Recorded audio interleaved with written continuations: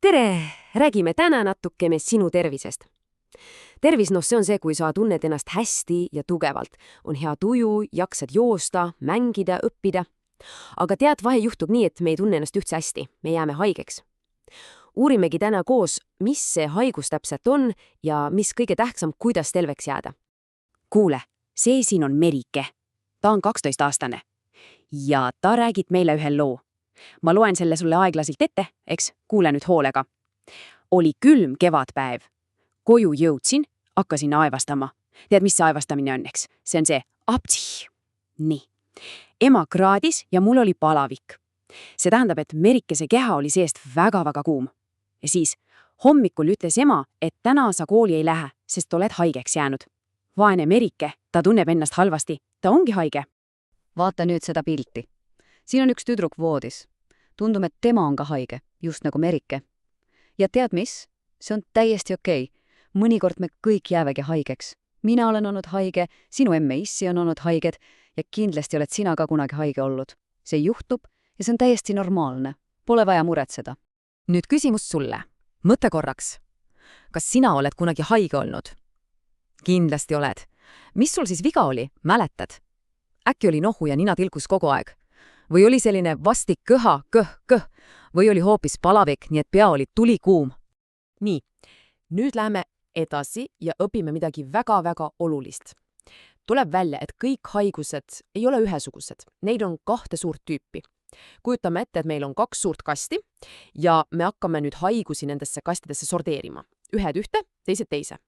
Okei, vaatame nüüd neid kaste lähemalt.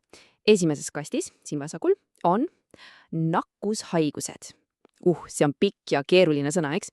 Proovime selle koos tükkideks teha. Ütle minuga kaasa. Nakkushaigused. Väga tubli. See tähendab, et haigus on nakkav. Ta nagu hüppab ühe inimese pealt teisele. Nagu sa viskaksid sõbrale palli. Aga teises kastis paremal on mitte nakkushaigused. See mitte siin ees tähendab ei. Nii et need haigused ei hüppa teiste inimeste peale. Need ei levi edasi. Vaatame pilti. Sel tüdrukul on vist nohu. Nina on punane ja tal on salvratik. Ja nohu, see ongi just nakkushaigus. Mäletad, see, mis hüppab. Just, kui sinu sõber koolis on nohus ja aevastab sinu lähedal, siis need nohupisikud võivad hüppata tema pealt sinu peale. Ja hops, oledki ise ka haige. Aga mis asi see täpselt on, mis niimoodi ringi hüppab ja meid haigeks teeb? Need on pisikud! Aga mis need pisikud on? Need on nii pisikesed tegelased, et me ei näe neid oma silmaga. Üldse ei näe. Need on nagu nähtamatud sissetungijad, kes proovivad meie kehasse sisse hiilida. Lähme uurime, kes need salapärased tegelased on. Okei, esimene sissetungija on viirus. Ütleme koos. Viirus. Viirused on nendest pisikutest kõige pisemad. Imepisikesed. Ja tead, mida nad teevad? Nad tulevad sinu kehasse sisse ja mängivad peitust. Nad peidavad ennast ära sinu keha kõige väikeste ehituskivide sisse. Just nohu ja gripp ongi tihti viiruste põhjustatud. Järgmine pisik on bakter. Proovime jälle koos. Bakter. Bakterid on ka hästi väikesed. Aga nüüd tuleb üks põnev asi. Kõik bakterid ei olegi pahad. Mõned bakterid on hoopis meie head sõbrad. Nad elavad meie kehas ja aitavad meid. Aga on olemas ka pahasid bakterid, kes teevad meid haigeks. 3. tüüp on seened. Ütleme, seened. Odod, need ei ole need seened, mis metsas kasvavad ja mida me sööme. Ei, need on hoopis teistsugused, väga pisikesed seened, mida palja silmaga ei näe ja vahel meeldivad neile soojad ja niisked kohad, nii et nad võivad hakata kasvama näiteks meie naha peal. No näiteks jalgadel, varvaste vahel. Vaata, siin pildil on jalad. Mõnikord, kui seened hakkavad varvaste vahel kasvama, teeb see naha katki ja sügeleb. Aga tead, on üks väga lihtne ja tähtis reegel, et seda ei juhtuks. Ja see reegel on, sinu jalanõud on ainult sinu omad. Ära kunagi anna oma jalanõusid sõbrale proovida ja ära pane ka sõbra anasid jalga. Igaühel olgu omad kingad ja sussid. Ja 4. pisikute rühm on parasiidid. Jälle pikk sõna. Teeme tükkideks. Parasiidid. Väga hea. Need on sellised väikesed elukad, kes tahavad elada meie keha peal või lausa sees. 2 sellist parasiite, kellest sa oled võib-olla kuulnud, on näiteks täid, kes elavad juustes ja puugid, keda võib saada metsast. Nii, vaatame neid tegelasi nüüd pildi pealt ka. Siin vasakul on täi. pisikene putukas, kellele meeldib peitust mängida juuste sees. ja siin paremal on puuk. tema ootab meid tavaliselt pika rohu sees. jah, nad on mõlemad päris väikesed, aga me kohe kindlasti ei taha neid endale külge. Okei, nüüd me teame, kes need nähtamatud sissetungijad on. viirused, bakterid, seened ja parasiidid. aga kuidas nad üldse ringi liiguvad? Kuidas nad, reisivad? Kuidas nad saavad ühe inimese juurde teise juurde? Vaatame kohe järele. Vaata seda pilti. See poiss aevastab. Suur aptsih! Ja tead, mis siis juhtub? Iga kord, kui me aevastame või kõhime, lendab meie suust õhku hästi-hästi palju imepisikesi veepiisku, nagu pisike vihmasabin. Ja arvake ära, kes nende piiskades sees on? Muidugi pisikud. Nad sõidavad nende piiskades sees nagu lennukiga ja kui keegi teine selle õhu sisse hingab, saavadki pisikud uude kohta reisida. Seda nimetataksegi piisanakkuseks, sest pisikud on piisa sees. Aga see pole veel kõik. Pisikud on kavalad ja oskavad reisida ka teistmoodi. Näiteks sinu määrdunud kätel. Kui sa käsi ei pese, siis on pisikud sinu kätel. Ja kui sa siis näiteks näpu suhu paned, ongi pisikud kehas. Nad võivad peita ennast ka toidu või vee sees.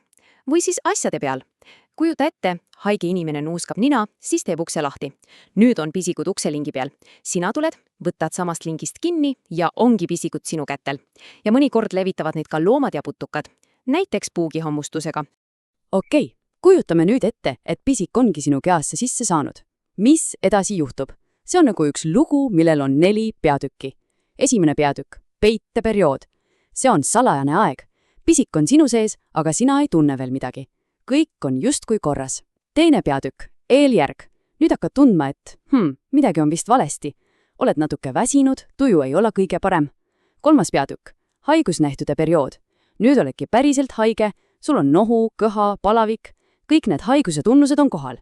Ja siis tuleb 4. ja kõige parem peatükk, paranemisperiood.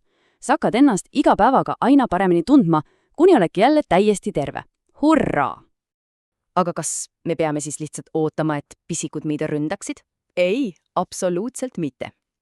Sest tead mis, sinul on olemas omaenda supervõimed, millega pisikute vastu võidelda. Jah, ma ei tea nalja, sul on päris supervõimed.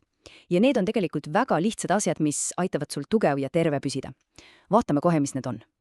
Ja nüüd, trummiporinpallon, sinu kõige tähtsam ja võimsam supervõime on kätepesu! Just nii, kõige tavalisem kätepesu seebi ja veega. See on parim relv pisikute vastu. Nad lihtsalt ei kannata seepi ja vett. Aga lihtsalt käsi vee alt läbi lasta ei ole piisav. Tuleb pesta õigesti. Teeme need sammud koos läbi. Oled valmis? Esimene samm, tee käed märjaks ja võta seepi. Teine samm, nüüd hakka hõõruma. Hõõru peopesadi, siis käe selgadi, siis sõrmede vahelt ja ära unusta põldlaid ja sõrmeotsi. Ja et sa teaksid, kui kaua hõõruda, on hea nipp. Laula samal ajal 2 korda laulu põõdramaja. Siis saab aeg täpselt parajaks. 3. samm, loputa kõik see vaht ja pisikud hoolikalt maha. 4. samm, kuivata käed täiesti kuivaks, kõige parem on paberiga. Ja 5. samm on tarkadele. Ära oma puhtate kätega kraani kinni keera. Võta see sama paber ja keera kraan paberiga kinni. Lisaks kätepesule on sul veel terve rida superkilpe, millega ennast kaitsta. Näiteks, kui kõha või aevastus tuleb, siis katta alati suu. Aga mitte käega, vaid kõhi ja aevasta oma varrukasse, siia küünarnukki sisse. Siis söö tervislikku toitu. Puu- ja juurviljad annavad sulle jõudu. Maga piisavalt. Unes sinu keha parandab ennast ja kogub energiat.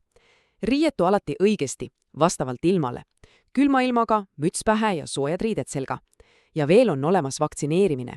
See on nagu eriline treening sinu kehale, mis teeb ta mõnede väga ohtlike haiguste vastu super tugevaks. Kuule nüüd seda lauset, see on väga tark mõte. Haiguse vältimine on alati arukam kui põdemine. Mida see tähendab?